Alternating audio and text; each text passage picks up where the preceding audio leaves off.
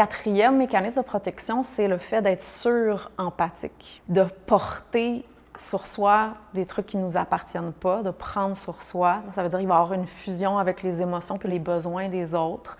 Et ça va être difficile de faire la différence justement entre soi puis l'extérieur. Et on va avoir tendance à s'occuper constamment des autres, de prendre justement leurs problèmes sur soi, d'avoir tendance à vouloir être le ou la sauveuse, de prendre en charge les tensions autour de soi, souvent sans s'en rendre compte dans une pièce, et sous le dos d'être empathique, puis d'être généreuse, généreux, donc sous des qualités.